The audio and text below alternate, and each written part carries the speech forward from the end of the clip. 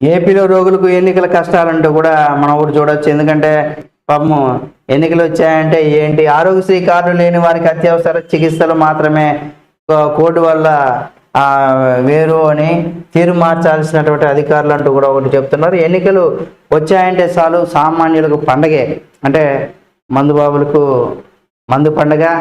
ఇక మహిళలకు ఏదైనా తాయిలాలు వస్తూ ఉంటాయి, ఇంటికి కావాల్సిన చీరలో లేకపోతే కుక్కర్లో మిక్సీలో ఇట్లాంటి రకరకాలు వాళ్ళకు కూడా వస్తూ ఉంటాయి. కానీ ఓ విషయంలో మాత్రం వారికి నానా ఇబ్బందులు అయితే ఎదురవుతున్నాయి. అది కూడా మనకు తెలుసు. ఆరోగ్యం సంబంధించి ఆరోగ్యశ్రీ కార్డులు లేని వారికి ఆరోగ్యశ్రీ ట్రస్ట్ జిల్లా అధికారులు అనుమతి పత్రాలు జారీ చేసేవారు. ముఖ్యమంత్రి క్యాంప్ ఆఫీస్ నుండి కూడా పేరుతో జారీ చేసే ఈ పత్రాల ఆధారంగా ఆరోగ్యశ్రీ కింద ఉన్న అన్ని రకాల చికిత్సల అనుబంధ ఆసుపత్రులకు అందించేవారు. అయితే దీని పేర్లు ముఖ్యమంత్రి అని కూడా ఉన్నందున ఎన్నికల నియమావళి అమల్లోకి వచ్చిన నేపథ్యంలో వీటిని జారీ చేయవచ్చా లేదా అనే అనుమానం అధికారుల్లోకి వచ్చింది. దీనిపైన ఎన్నికల కమిషన్ వైద్య ఆరోగ్య శాఖ గత వారం లేఖ రాసింది. కోర్టు అమల్లో ఉంది కాబట్టి ఎన్నికల అధికారుల నుంచి కూడా అనుమతి వచ్చే వరకు కూడా ఈ సేవలు ఆపేయాలని నిర్ణయించిందట. మరి జగనన్న ఫోటో తీసేసి పంపిస్తే పోయే, ఫోటో ఉండకూడదనే కదా చెప్పారు. హెల్త్కి సంబంధించి ఇంకొక వారం రోజులు పాపము అప్పటి వరకు వాళ్ళు బతుకుంటారా? ఎమర్జెన్సీలు ఉంటాయి కొన్ని, వాళ్ళు సామాన్యులు అయి ఉంటారు డబ్బులు లేక, అటువంటి వాళ్ళు కొన్ని ప్రాణాలు గాల్లో పోవాల్సిందేనా? జగనన్న ఫోటో తీసి పంపించాను, ఏమైపోతుంది? తాజాగా రాష్ట్రంలో ఎన్నికల కమిషన్ ఈ అనుమతి పత్రం పేరు మార్చింది. అత్యవసర వైద్యం అవసరమైన వారికి మాత్రమే అనుమతి పత్రాలు.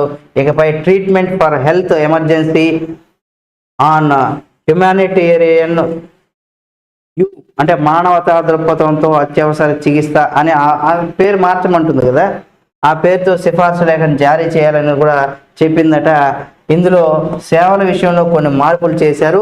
రోడ్డు ప్రమాదాలను లేదా ఇతర ప్రమాదాల్లో తీవ్రంగా గాయపడి అత్యవసర చికిత్సలు అవసరమైనటువంటి వారికి మాత్రమే ఈ అనుమతి పత్రాలు జారీ చేస్తారు. అంతే తప్ప కంటి శస్త్రచికిత్సలు, పెర్నియా శస్త్రచికిత్సలు, చాలా రకాలైనటువంటి ఇతర చికిత్సలు కూడా వీటిలో ఇకపై దాదాపు 2 నెలల పాటు అందుబాటులో ఉండకపోవచ్చు అని కూడా చెప్తున్నారు. పరిమితంగా ఉండే సేవలు శుక్రవారం నుంచి కూడా అంటే మళ్ళీ స్టార్ట్ చేసే అవకాశం ఉందని, దీనివల్ల ఆరోగ్యశ్రీ కార్డు లేని పేద రోగులకు ఇబ్బందులు ఎదురవుతున్నాయని ఆందోళన వ్యక్తమవుతుంది. అత్యవసరమైన కాకపోయినా కొన్ని రకాల చికిత్సలు చేయించుకోవాలని ప్రైవేటులు వెళ్తే పెద్ద మొత్తం వెచ్చించాల్సినటువంటి పరిస్థితి అయితే ఉంటుంది. అయితే ప్రభుత్వ ఆసుపత్రుల్లో అన్ని అందుబాటులో ఉండకపోవచ్చు. అలాంటి సందర్భంలో పాత పద్ధతిలో వారికి ఉపయోగపడేది పేరు ఏదైనా అన్ని రకాల సేవలు అందుబాటులో ఉంచితే తమకు మేలు జరుగుతుందనేది కూడా, అంటే జగనన్న అసలు కాంప్రమైజ్ అవ్వడు, జగనన్న పేరుతోనే ఉండాలి, జగనన్న ఫోటోతోనే ఉండాలి. మరి ఆ రకంగా ఉందని కూడా చెప్పుకోవచ్చు.